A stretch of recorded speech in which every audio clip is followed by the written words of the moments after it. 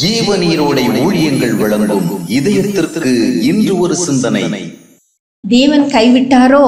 தேவ பக்தியின் வாழ்க்கையில் தேவனால் கைவிடப்பட்டது போன்ற வேளைகள் வருவது சகஜமே. எவ்வளவுதான் தேவ நம்பிக்கையும் விசுவாசமும் இருந்தால் கூட சில நெருக்கமான சூழ்நிலைகள் தேவன் கைவிட்டு விட்டாரோ என்று எல்லோரையும் எண்ண செய்துவிடும். ஆனால் தேவன் தம்மை உறுதியாக நம்பி தம்முடைய சித்தத்தின் பாதையில் நடக்கின்றவர்களை ஒருபோதும் கைவிடுவதே இல்லை. ஆனால் சில நேரங்களில் தேவன் நாம் எதிர்பார்த்தபடி எதையும் செய்யாமல் இருப்பதுண்டு. நமக்கு ஆதரவாக அவர் எதையும் செய்யாமல் மௌனம் சாதிப்பது உண்டு. ஆனாலும் நம்முடைய பார்வைக்கு அது தேவன் செயல்படாதது போன்றும் மௌனம் சாதிப்பது போன்றும் தோன்றினாலும் உண்மையில் தேவன் செயல்படாமல் இருப்பதில்லை.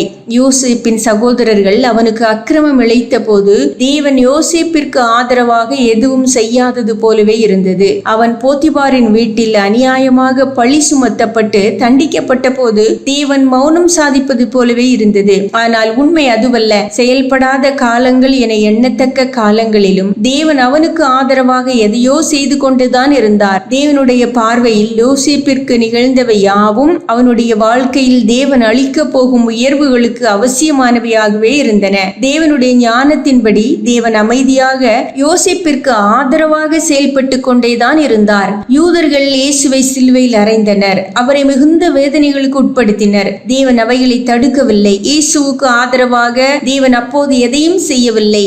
என் தேவனே, ஏன் என்னை கைவிட்டீர் என்று இயேசுவே கதறுகின்ற அளவிற்கு அங்கே காரியங்கள் நிகழ்ந்தன. ஆயினும் அது தேவன் கைவிட்ட காலமும் அல்ல, அவர் செயல்படாத காலமும் அல்ல. அவ்வித பாதைகள் வழியாக நடந்து அவ்வித துயர்களை அனுபவித்து கடந்து சென்றுதான் தேவ திட்டங்களை நிறைவேற வழி செய்ய முடியும். கைவிடப்படுவதை போன்று உணரத்தக்க சில நெருக்கங்களின் வேலையை அனுமதிக்காமல் தேவன் தம்முடைய நித்திய நோக்கத்தை நிறைவேற்ற முடியாது. எனவேதான் அந்த அமைதி நிலவியது.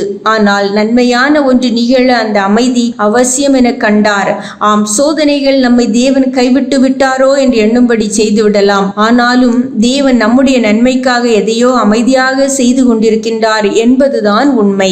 சிந்தனைக்கு துணையாக இருக்கும் மனிதர்கள் விலகும் போதுதான் தேவன் மட்டுமே நம்முடைய நீங்காத நிலையான துணை என்பது நிரூபணம் ஆகிறது. துணையாக இருக்கும் மனிதர்கள் விலகும் போதுதான் தேவன் மட்டுமே நம்முடைய நீங்காத நிலையான துணை என்பது நிரூபணம் ஆகிறது.